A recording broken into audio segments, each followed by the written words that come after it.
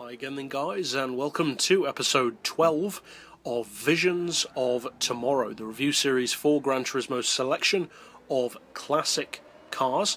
And of course this series is relatively unique among many of my series in that it features both road and race vehicles within the same category. And also not just classics, but also the relatively few vintage cars that are featured on Gran Turismo 6 as well. And the thing about classic race cars in particular is that many of them tend to be underestimated. They're cars which many people assume are just for people who like old cars, they're collector's pieces, they look nice, they sound nice, they're nice to drive around on a Sunday around Sierra, but they won't really beat very many race cars anymore. That really is not the case. If I just throw a few names out there, for instance, Chaparral 2J, Jaguar XJ13, Ferrari P4, Shelby Daytona Cobra, and various other classic race cars can dominate modern racing machines. Surprisingly easily, sometimes in fact in the case of some like the 2J. This car though, despite being, I would say, on the same level as some of those great classic race cars, is no way near as well appreciated.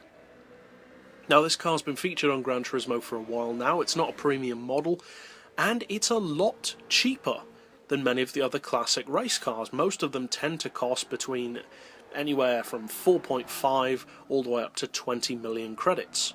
That's a lot of cash, and mainly they are collector's pieces, but many of them happen to also be good for racing as well. This car doesn't cost anywhere near that. In fact, it doesn't even cost 1 million credits. This car only costs 750,000 credits. That's the same price as a Super GT race car. What do you get for that price? Well, it is of course a Corvette.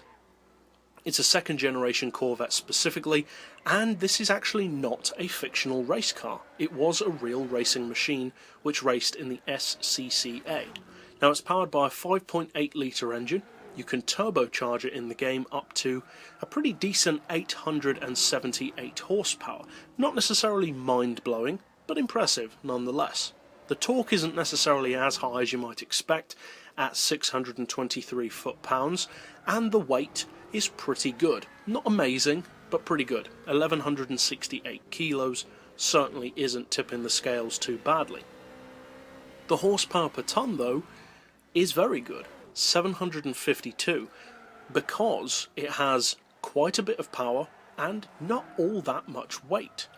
The PP is also a pretty good indicator of just how good this car can be, because it's 629, and that's pretty high given that this is very close to being essentially a muscle car in a racing tuxedo.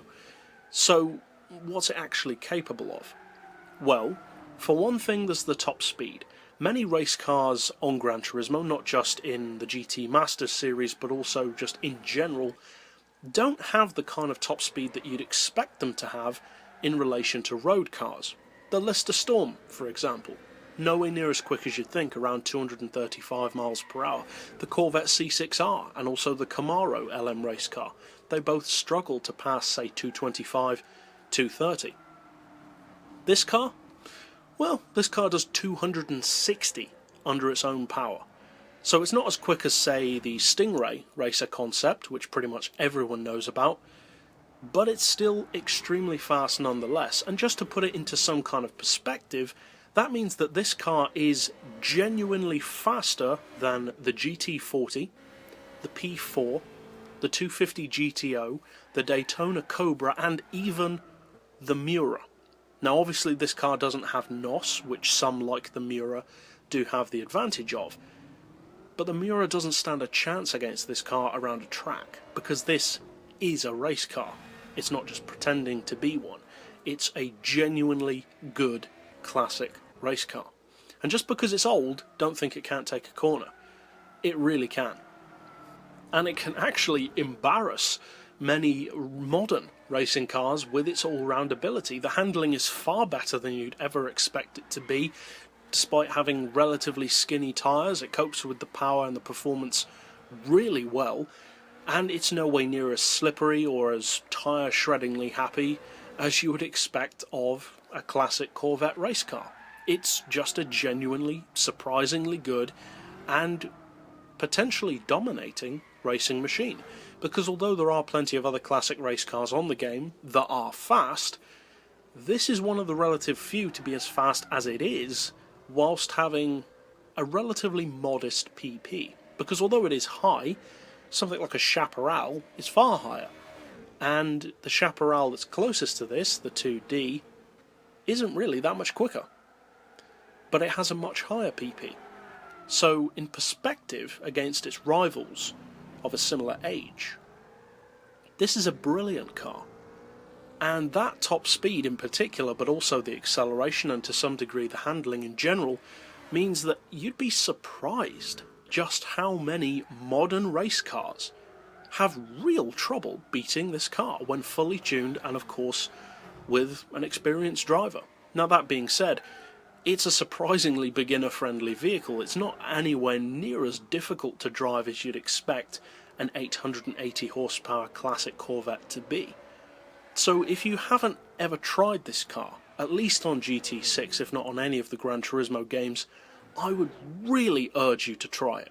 It may not be a premium, and it's not necessarily the prettiest of classic race cars or the best of collector's pieces, but if you're looking for a classic that can actually back up its years and status with modern racing ability, this is the one to go for, especially on a budget. So that's it overall for this particular review. I'll see you guys next time, and as always, thanks for watching.